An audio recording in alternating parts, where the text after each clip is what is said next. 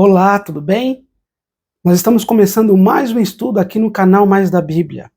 Antes de nós estudarmos o tema de hoje, eu gostaria de falar para você que ainda não se inscreveu no canal, se inscreva. Está aparecendo aí um QR Code, você pode pegar o seu celular e apontar a câmera, e aí você será direcionado para este canal. Se isso não acontecer, não tem problema. Você pode escrever @canal Mais da Bíblia, tudo junto e sem acento, e aí sim você vai apertar o botão inscrever-se. Logo depois, você vai apertar o sininho de notificações com a palavra todas. Porque daí, todos os vídeos que nós postarmos aqui, você será notificado. Depois que você assistir o vídeo, ou aos vídeos que temos aqui neste canal, você deixa o seu like. Isso é muito importante para o engajamento do canal. A gente está sempre repetindo isso, amigos, para que você não se esqueça. Gostou do conteúdo? Dê um joinha, porque o YouTube vai reconhecer este canal como relevante. Depois, você pode fazer um comentário simples ali, porque aí isso dá interação, a gente vai se conhecendo melhor e vai conversando acerca do estudo. Depois, você também pode compartilhar o link deste canal com seus amigos. Você pode compartilhar no seu Instagram, no seu Facebook, no WhatsApp. São formas também de evangelização e de pregação da palavra de Deus por meio das mídias sociais. Não se esqueça de fazer isso. Às vezes a gente está assistindo um vídeo, a gente está tão entretido ali na mensagem, no estudo, que a gente acaba esquecendo de fazer essas coisas. Mas faça isso. De repente, você tem um hábito de esquecer, de dar o joinha, de comentar, já faça logo no início do vídeo ali, porque aí vai ficar registrado o que você deixou aqui para nós, tá ok? Então não se esqueça de fazer isso. Aqui no canal Mais da Bíblia, você aprende a palavra de Deus.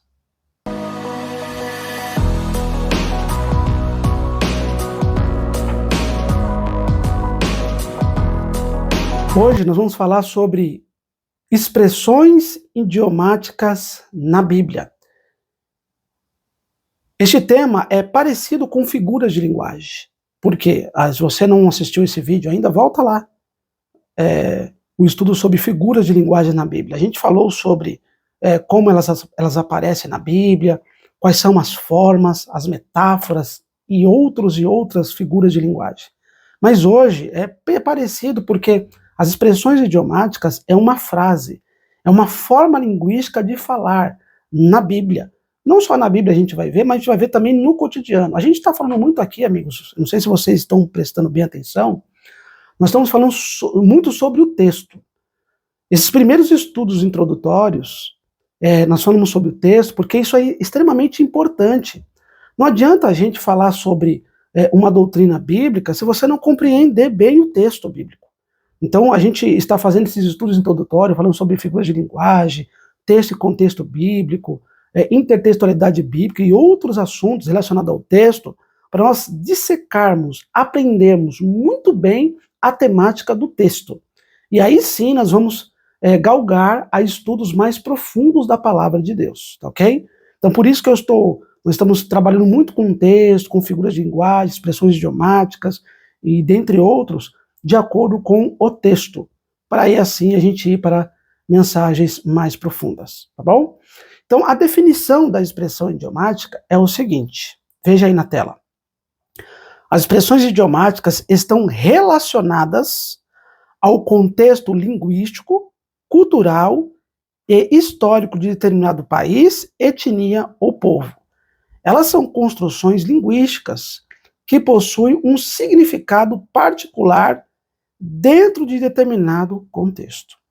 Então percebam que as expressões idiomáticas estão relacionadas a construções linguísticas, ou seja, são frases, são ditos, às vezes até populares, que muitas vezes até nós falamos.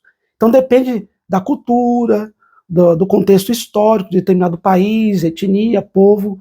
Todos os povos têm as suas expressões idiomáticas. No Brasil a gente vai ver aqui, daqui a pouco algumas, que existem muitas expressões idiomáticas. Por isso que é interessante a gente estudar esse assunto bem de uma forma profunda, dinâmica, para nós compreendermos o que significa as expressões idiomáticas não só na Bíblia, mas também no nosso cotidiano. Tá legal? Há diferenças entre expressões idiomáticas e hebraísmos. Por exemplo, as expressões idiomáticas significam formas coloquiais, não formal do idioma, e culturais da língua hebraica. Elas podem ser interpretadas de maneira literal. Por exemplo, andar na luz significa viver de forma justa, correta, ou coração duro significa ser teimoso ou sensível. Já o hebraísmo tem um seguinte significado. Olha aí na tela aí. Especificidades da língua hebraica que revelam a maneira ou forma dos hebreus e ou judeus se comunicarem.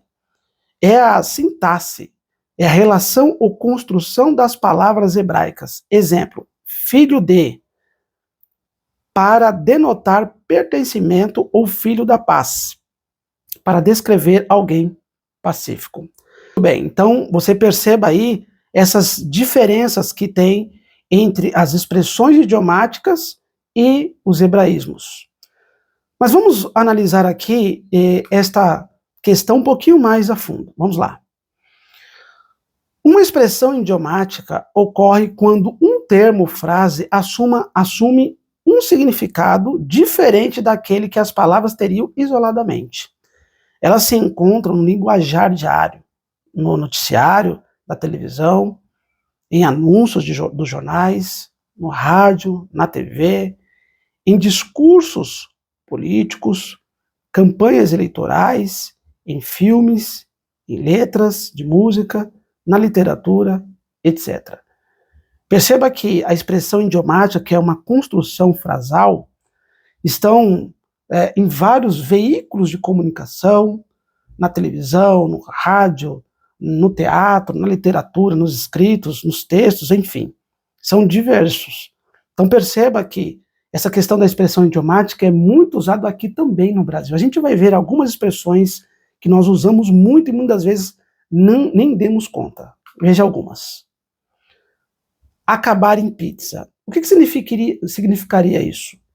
Acabar em pizza é quando você está falando, de repente pode ser um assunto político ou algo parecido, e aí você fala assim, tudo vai acabar em pizza, ou seja, não vai se resolver nada. Então é uma expressão que nós usamos muito no nosso cotidiano. Acabar em pizza. Tem uma outra expressão que nós usamos muito também, é a seguinte, acertar na mosca. O que significa isso? Nós já falamos muito isso, eu e você, a gente usa muito dessa expressão também, acertar na mosca. Acertar na mosca significa, nós vamos acertar no ponto alvo, no ponto central. Quando você, de repente, está fazendo uma prova, e aí tem uma questão muito duvidosa, e aí você foi lá, estudou o tema e acertou a questão. E aí você fala para o seu amigo, você comenta assim, eu acertei na mosca aquela questão. Então, uma expressão muito usada por cada um de nós. Tem uma outra expressão. A céu aberto. O que significa a céu aberto? A céu aberto significa quando você é deixado por alguém, está esperando alguém, nossa, eu fiquei ali a céu aberto. Dor de cotovelo. Isso a gente fala muito. Dor de cotovelo significa que a pessoa está com inveja. De repente você fez algo maravilhoso, que surpreendeu a todos, e a outra pessoa que de repente tem uma certa inveja de você, ela vai criar alguma situação de alguma forma para tentar manchar aquilo que você fez perfeitamente. Isso, nessa expressão, chama dor de cotovelo. Agora, nós vamos analisar no texto bíblico. Vamos ver essas expressões idiomáticas dentro do texto bíblico. Vamos lá? Eu vou pegar a minha Bíblia aqui, eu espero que você tenha a sua também. Se você não tem, pega a sua Bíblia, isso pode ser no smartphone, no tablet, no computador, mas é bom nós acompanharmos juntos a palavra de Deus. Está aí o primeiro texto, está aparecendo na tela para você, Mateus capítulo 5, verso 39. Mateus capítulo 5, verso 39, tem uma expressão que a Bíblia usa uma expressão idiomática muito interessante. Olha aí, Mateus capítulo 5, verso 39. Nós lemos assim: Eu, porém, vos digo, não resistais ao perverso, mas a qualquer que te ferir na face direita, volta-lhe também a outra. O que significa isso? Significa que se alguém te bater, você deve ficar quieto e, de repente, apresentar outra face? Será que é isso que Jesus quis dizer? Essa expressão é muito mal utilizada, muitas vezes, por muitos estudantes da Bíblia. Às vezes até alguns pregadores já falam assim, ó, se alguém te bater, você deve oferecer a outra face. Mas é isso realmente que Jesus quis dizer? Não. Isso aqui é uma expressão idiomática. É lógico que a gente não deve agredir ninguém e promover violência, não é isso. Mas você deve se defender. Se alguém te bater, você não vai ficar esperando a pessoa te bater, não é isso. É no sentido de você, na demanda, nos argumentos, você não entrar em demanda com determinada pessoa. É nesse contexto que Jesus está falando. Aqui o contexto é da vingança. Então você não deve se vingar. Você deve ser uma pessoa pacífica, tá certo? Então é isso que Jesus está dizendo aqui. Não é questão de você apanhar e ficar quieto.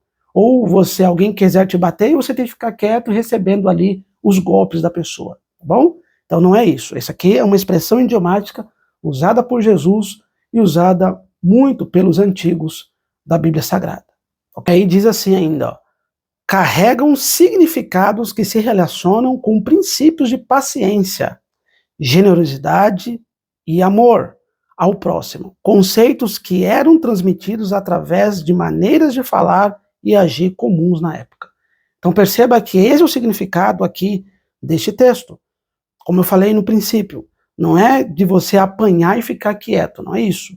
É no sentido de você ser generoso, de você demonstrar amor ao próximo, dentro de uma demanda, dentro de um conflito ali pessoal com alguma pessoa, ok? Vamos a mais um texto bíblico. Está aí agora em 2 Samuel. 2 Samuel, no capítulo 19, eu estou abrindo aqui a minha Bíblia, 2 Samuel, capítulo 19, no verso 8. O ideal, amigos, é que vocês abram sua Bíblia junto comigo para nós lermos o texto, acompanharmos, marcarmos e estudarmos a palavra de Deus. 2 Samuel, capítulo 19, verso 8, nós lemos o seguinte: Então o rei se levantou e se assentou à porta, e o fizeram saber a todo o povo, dizendo: Eis que o rei está sentado à porta. Veio, pois, todo o povo apresentar-se diante do rei. Ora, Israel havia fugido, cada um para a sua tenda. O que significa sentada à porta? Vai aparecer aí na tela a definição. A expressão estar assentado à porta pode se referir à autoridade ou posição para julgar. Os líderes e juízes tomavam decisões assim. Então, sentar à porta era uma expressão idiomática usada no Antigo Testamento pelos reis, pelos juízes, pelos magistrados, de um ato de julgar, uma questão. Então, esta expressão idiomática era muito usada no Antigo Testamento e por esses homens da Bíblia. Por isso que quando a gente começa a compreender a questão das expressões idiomáticas, nós começamos agora a entender o sentido do locutor ou do interlocutor que queria transmitir a sua audiência primária. Por isso que é interessante nós identificarmos essas expressões na Bíblia Sagrada. Ok? Vamos a mais uma expressão? Está no livro de Mateus, no capítulo 5, no Novo Testamento, mais uma vez. Mateus capítulo 5, verso 13. Mateus 5, verso 13 e verso 14, nós vamos ver mais uma expressão idiomática. Mateus 5, verso 13 e 14, nós lemos o seguinte: Vós sois o sal da terra. Ora, se o sal vier a ser insípido, ou seja, sem sabor, como lhe restará o sabor? Para nada mais presta, senão para lançado fora, ser pisado pelos homens. Verso 14. Vós sois a luz do mundo. Não se pode esconder a cidade edificada sobre um monte. Olha só, aqui nesses dois versos existem dois tipos de expressões idiomáticas. Aqui fala no verso 3 do sal da terra e no verso 14 da luz do mundo. Esta expressão era usada muito pelos judeus da época, e Jesus usou essa expressão. Essa expressão era muito conhecida da época. Nós falamos aqui algumas expressões que nós usamos aqui no Brasil, dor do cotovelo, acertar na mosca, que são expressões propriamente aqui do Brasil, da língua portuguesa brasileira. Mas lá no Oriente Médio, nas terras bíblicas, esta expressão era muito utilizada. Sal da terra, luz do mundo. E o que significa todas essas coisas? Vamos ver a definição. Ser luz do mundo ou sal da terra significa que os servos de Deus devem ser bons exemplos e influenciar significativamente o mundo.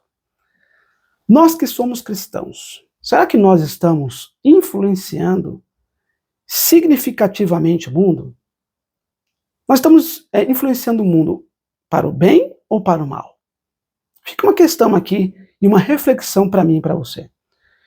Ser sal da terra é ser diferente dos demais.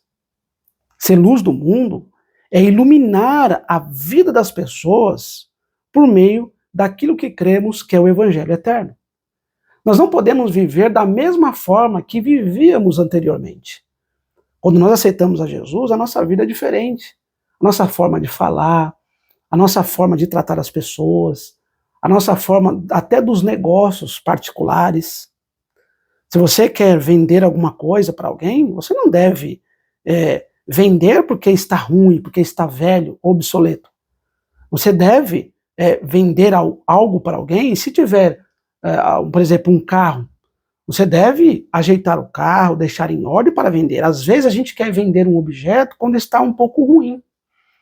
E ser cristão nas negociações também é influenciar o mundo, para o bem ou para o mal. Já pensou? Você vender um veículo para alguém e de repente essa pessoa descobrir que esse veículo foi apenas tapeado ali para apenas vender? A gente não pode fazer, não podemos ser desonestos. Quem faz isso são os ímpios, o mundo aí fora. Nas suas tratativas, nas suas negociações, faz essas coisas para querer ganhar em cima dos outros. Mas nós, cristãos, não podemos fazer isso. Por isso que nós devemos ser luz do mundo, sal da terra. Quantas pessoas têm a sua vida tão assim monótona, sem sentido? E quando um cristão, cheio do Espírito de Deus, se aproxima dessa pessoa, faz amizade, esta pessoa percebe que esta pessoa que está ali dialogando com ela é diferente. Assim deve ser a vida do cristão. Deve temperar, de uma forma figurada, a vida das pessoas. Assim deve ser eu e também você. Está lá no livro de Êxodo, segundo livro da Bíblia, capítulo 7, verso 22. Êxodo, capítulo 7, verso 22. Lemos assim: Porém os magos do Egito fizeram também o mesmo com as suas ciências ocultas, de maneira que o coração de Faraó se endureceu, e não os viu como o Senhor tinha dito. O que significa na Bíblia esta expressão idiomática, coração endurecido?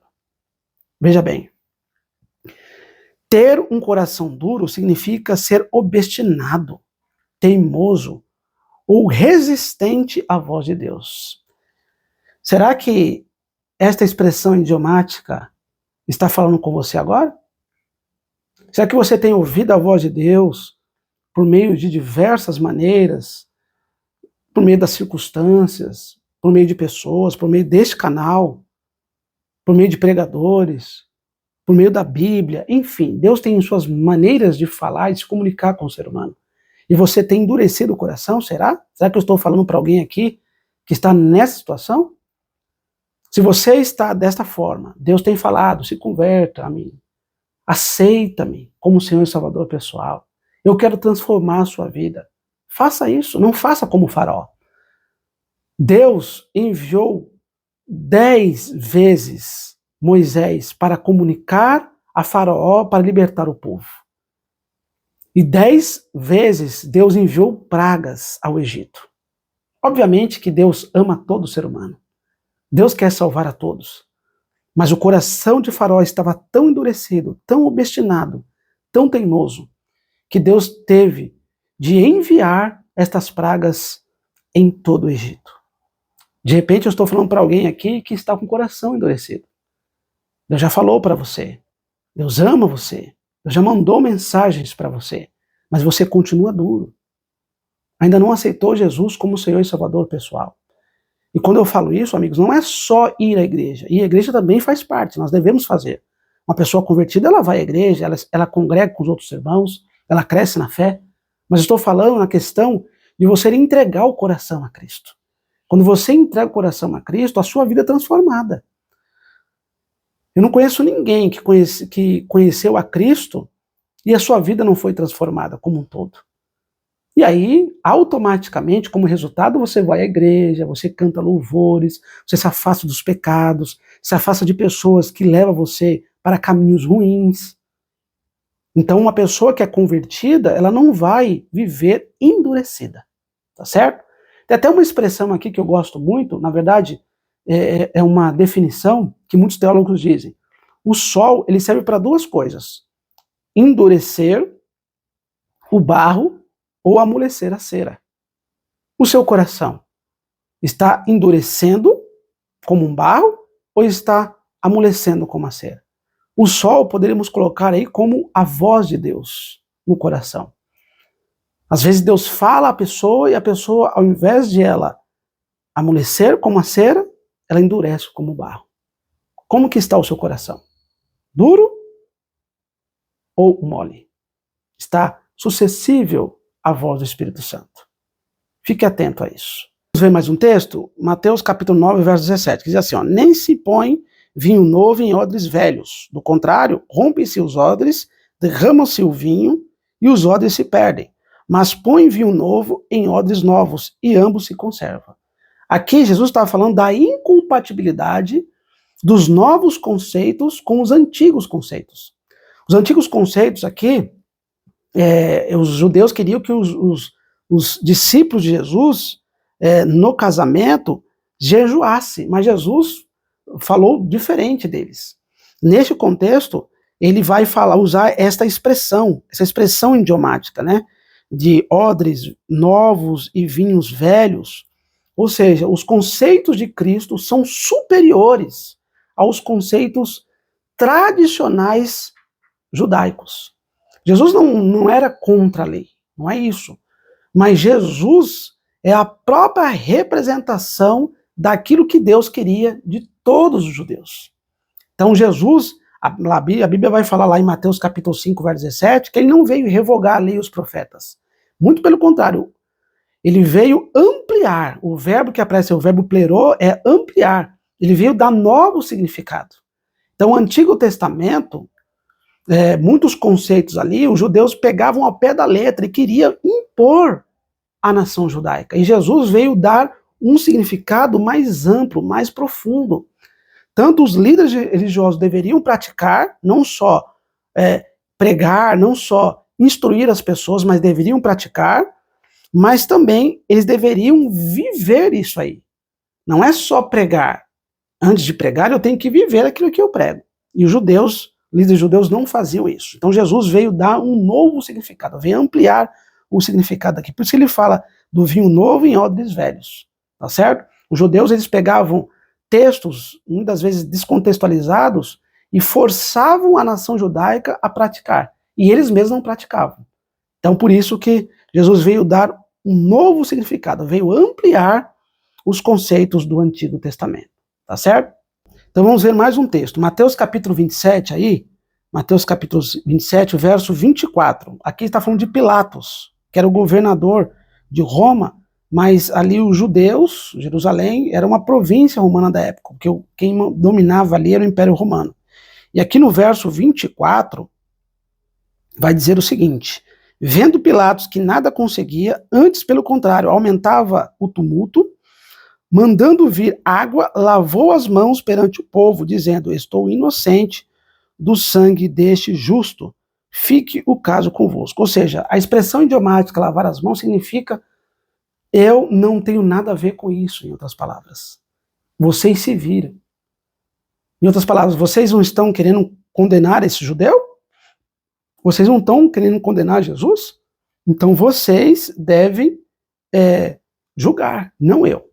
Mas quem deveria tomar partido disso, porque era o governador da província ali romana, que era Jerusalém, deveria ser quem?